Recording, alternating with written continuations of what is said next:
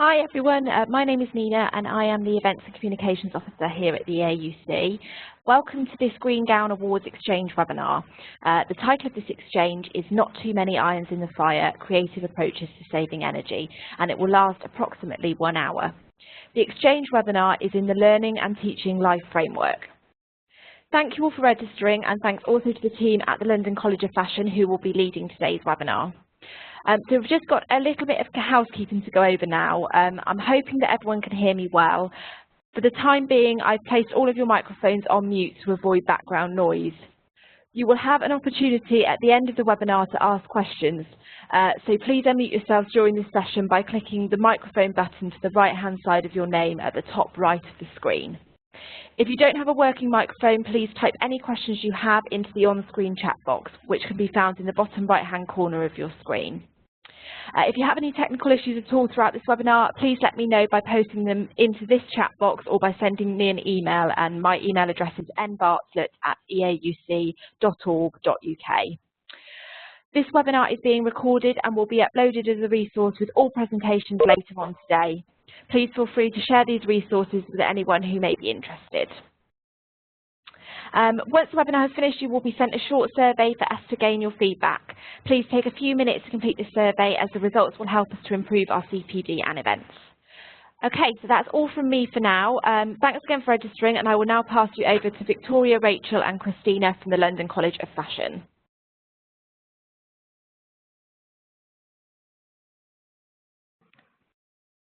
Hello everyone.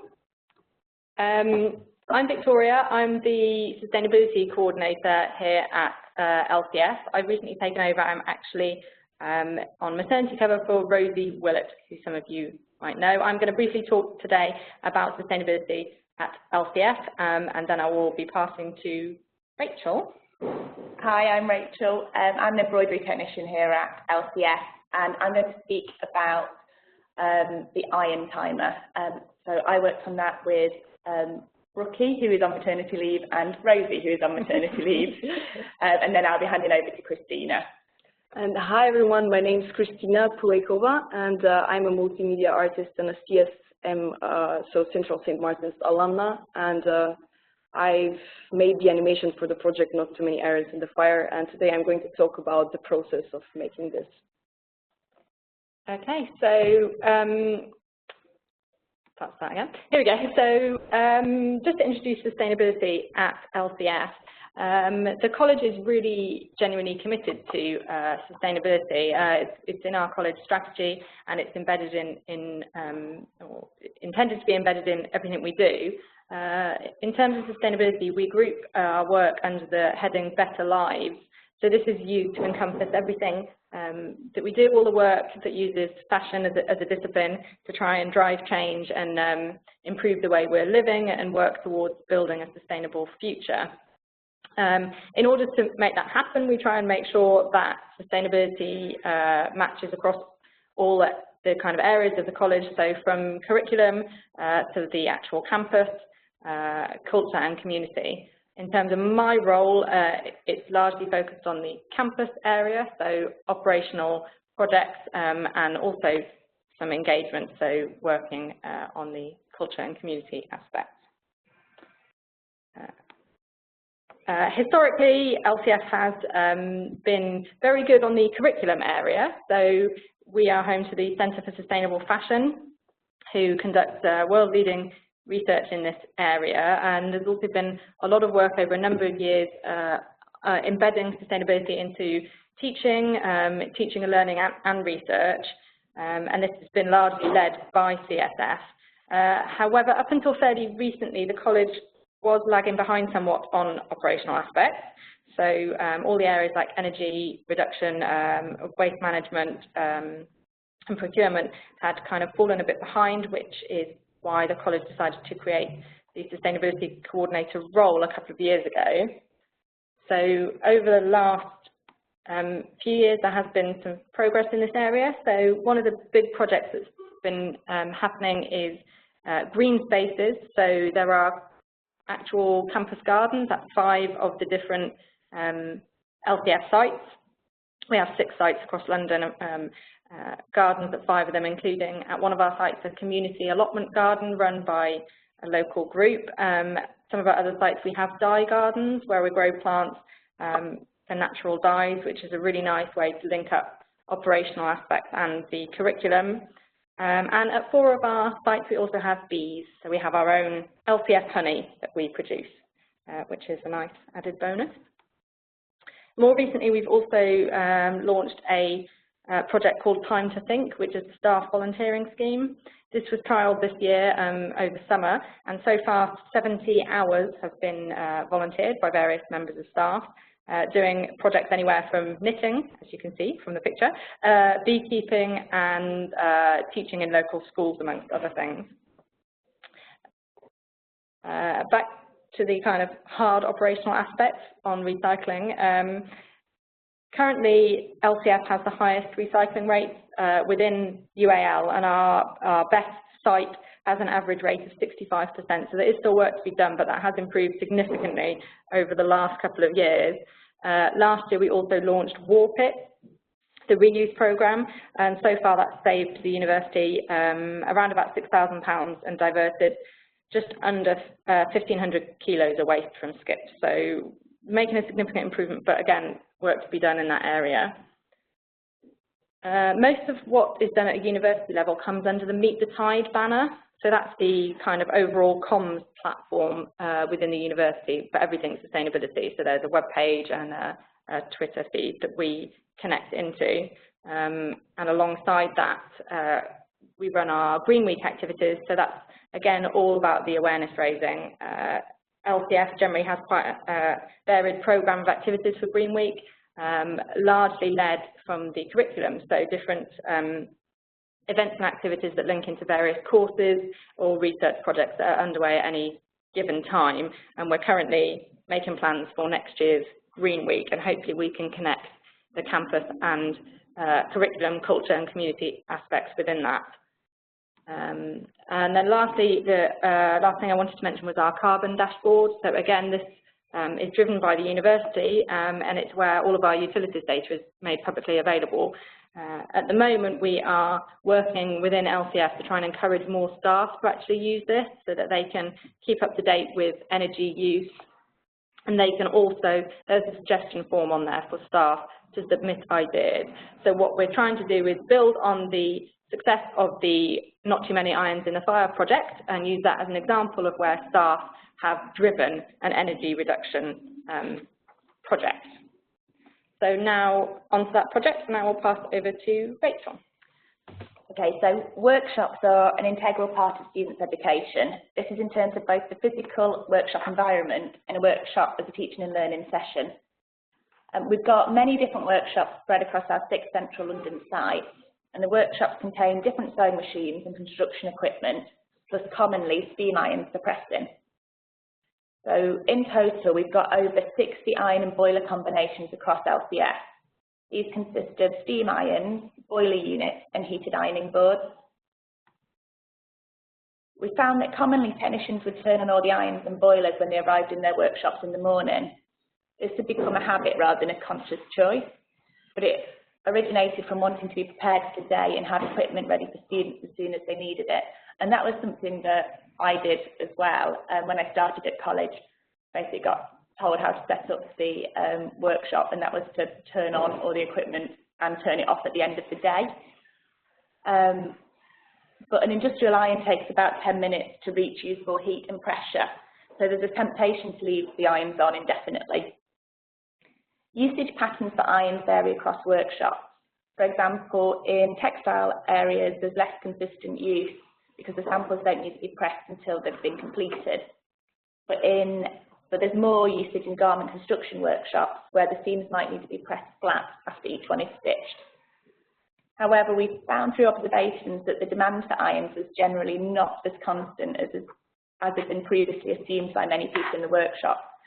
And that was quite interesting, or as interesting as it can be to watch someone use an iron or to watch an iron not be used, was to have some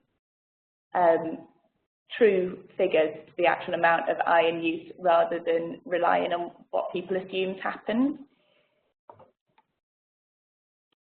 So the problem with irons being habitually switched on first thing in the morning, regardless of when they're first used or for how long they should be in use, is that lots of energy is wasted. Our electricity consumption measures indicate that an iron left switched on but not in use wastes up to 3 kilowatt hours a day or 400 kilowatt hours per year. We were also doing our students a disservice by assuming they couldn't decide when they needed to turn on an iron to use and neglecting to mention that the energy impacted their practice. Irons left on throughout the day also run the risk of boiling dry, leading to repair bills and possibly the need for new parts, so again increasing the sustainability and impact of the equipment. These are things that I was concerned about from a sustainability viewpoint and wanted to change in my embroidery area and also in other workshops across the college.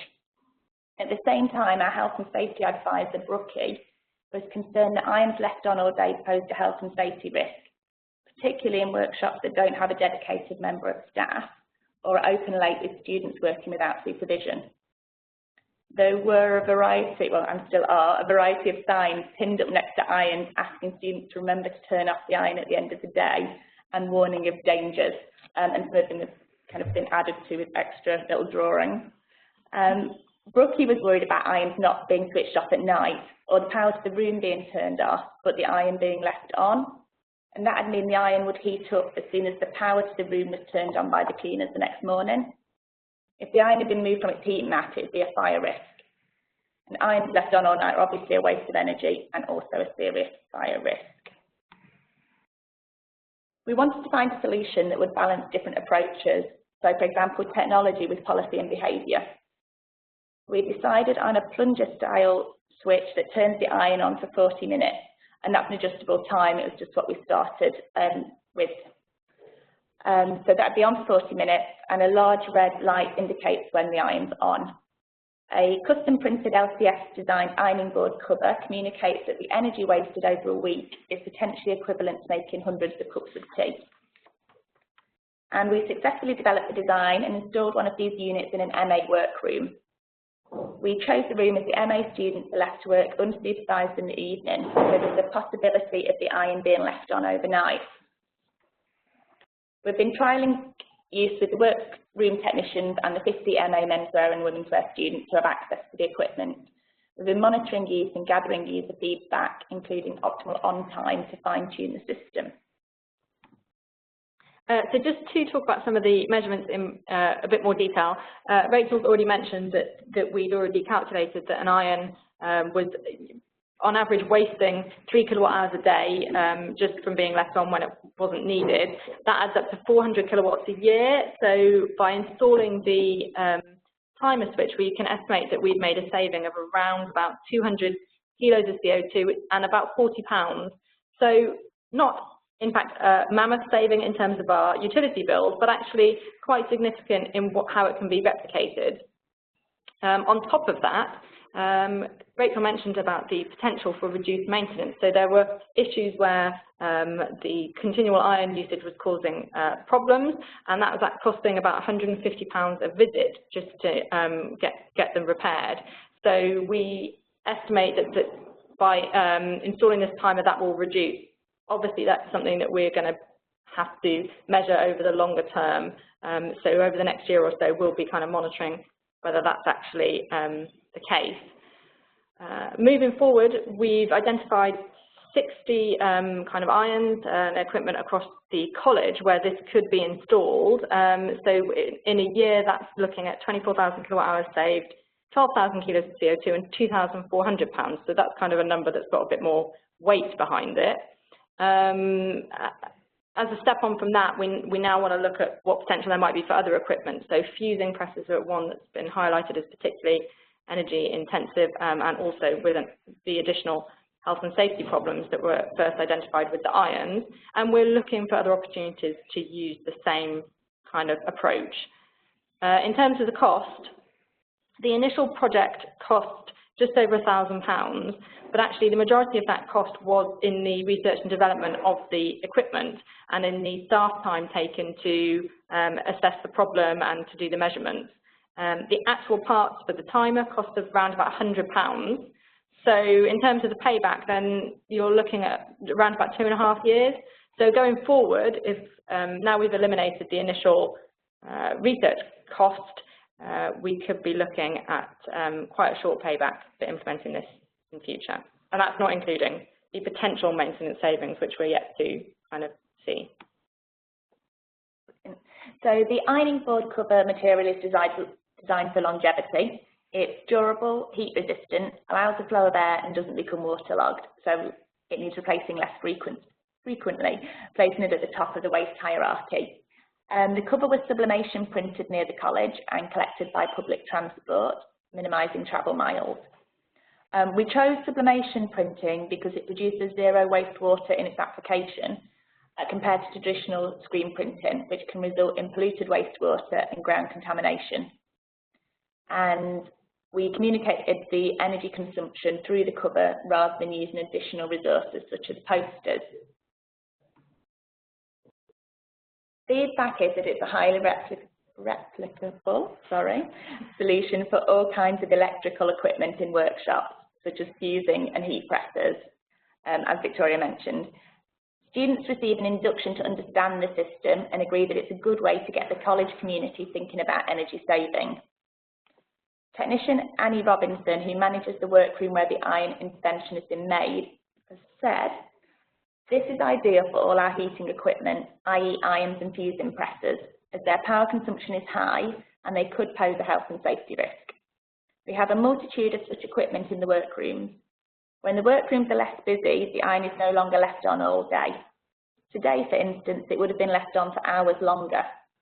This has also prompted discussion about the balance between technological interventions and policies and ways to reduce other waste, such as paper and fabrics.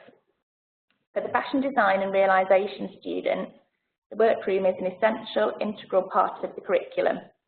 They are each making a collection of around 20 pieces, and they will take their workroom educational experience into industry." So following on from what Annie said, we think it's really important that we educate students about small changes they can incorporate to make their working practice more sustainable. As Annie says, they take these habits and knowledge into industry, and then they're better able to question unsustainable behaviour and promote sustainable actions. If the irons are left on all day, sorry about that. If irons are left on all day, students assume that they are at the correct temperature, pressure and water level when needed. The intervention encourages them to check these things before using the equipment. So this leads to a better understanding of the equipment, better working processes and reduces the risk of garment damage. We found that keeping unnecessary and unhelpful signage to a minimum while increasing a sustainability message is something we can replicate in other areas too. Undesigned laminated signs often get pinned up thoughtlessly next to pieces of equipment and are commonly ignored or not noticed. And it tends to be, if students don't appear to be taking notice of a poster, it won't be removed, just another one gets put up as well that's maybe slightly different, and students get a little bit, and staff get a little bit sign blind. But the printed ironing board cover has been well received, as has recycling and waste bins that incorporate information into their design rather than having stickers and additional signage attached. Reusing old screen print cloths for signage during the last Green Week showed the beauty of waste materials and prevented new materials from being purchased in their place. And the green spaces at college have reused materials such as sleepers and metal cages from the MA show, and we've used those to create raised beds and support climbing plants. We've also made plant markers by laser cutting acrylic sheets which were left over from an internal show. So I'm going to hand over to Christina now to talk about the video. Right, so as I said before, my role in this project was creating the green gown video, so creating the animation called Not Too Many Irons in the Fire. And well, the way it started was I just came down to LCF and was introduced to the project by one of the technicians there. And well, when I came in, I saw this device, I saw the timer switch, and they said, well, can you just make this look really nice and interesting. Well, the initial stage was just choosing the aesthetic, and as you might see here, I used some of the things that I found in the room. So I talked to some of the students that were in the room working with the irons, and I used some of their materials, some of their textiles that they've been working with. I have to say, you can't see the video right now because we can't play it on this webinar, but it will be available for you afterwards, so you can have a look. And well, you can see there that I've used some textiles, I've used some sewing needles, some buttons, so basically things that were around the studio when I entered. And well, that was the inspiration for the aesthetic of the project. And then I just I took it into Photoshop. Well, I'm just going to say a few words about the software I've used. So I've used basically the Adobe suite. I used Photoshop, and then I took it into After Effects, where I composited all the animations and the information that these guys have given me. And well, what else can I say about it? Maybe I should state my personal perspective on the project, which is, well, I'm working a lot in well, my art is a lot about raising awareness around climate change and sustainability, and I think personally that the arts are a very big, I mean, they're a great way to communicate these ideas, because in a way, if you use art and if you use the creative skills to make you know, you could just make this technical intervention interesting to the broader audience. So the more the more creative approaches you have to such a project, I think that the better the better the reception of it. Yeah, thanks. So just to talk very quickly about wider energy use communications. The slide you can see now is we're taking out our Lime Grove site. So at that site, we created a thread graph in reception showing the electricity use over the past 5 years, with the current usage figure branching out to suggestions for cutting electricity use. So our aim was to engage staff and students with this data by presenting it in an interesting way. So much like Christina's just mentioned. And we also wanted to recommend practical ways to reduce electricity usage and invite new suggestions and innovative approaches, such as the iron timer. Using the graph as inspiration, the facilities team decided to reduce electricity by encouraging a greater use of natural light and turning off unnecessary lighting, studio equipment and IT cooling systems. Following their intervention, energy figures for LCS Lime Grove site showed a reduction of 78,000 kilowatt hours, and that is 39,000 kilograms of CO2 between August 2013 and June 2014 when compared to the previous year, and we're hoping to have the current year's figures soon.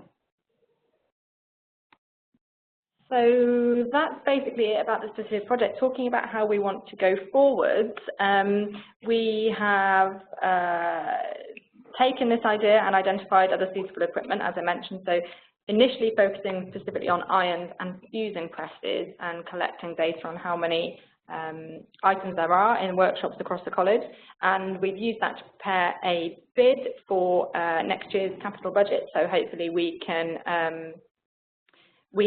get the funding to implement this more widely.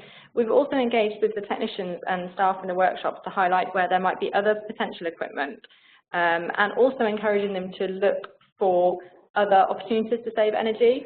So that comes back to the engagement. So using creative forms of engagement like the video, like the spread project, to engage with different groups and to make it more visual so people are more aware, and hopefully that will kind of spark them to thinking in their own offices, in their own workshops and areas, what they can do. To build on that, we've also started a Green Impact Workshops trial. So that's looking specifically at technical rooms and spaces with some criteria that are very specific to those spaces, and we are working on building engagement with that at the moment and looking at how we can take that forward this year. So that is it from us. We kept it to well under an hour, but hopefully we've given you enough information to go on, and we will open it up to some questions.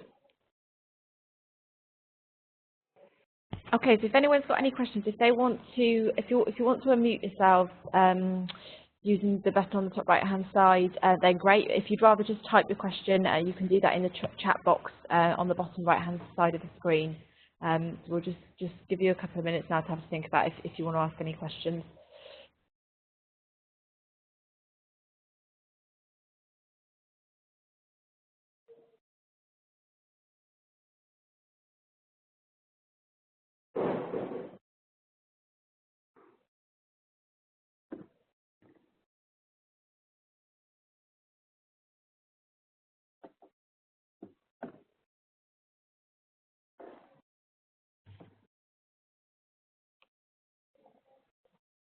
Okay, there's nothing coming through, so unless anyone wants to jump in, we'll wrap everything up. And obviously, if you think of any questions afterwards, then I'd be more than happy to pop you in contact with the team at the London College of Fashion to answer them if anything springs to mind once we finish this session.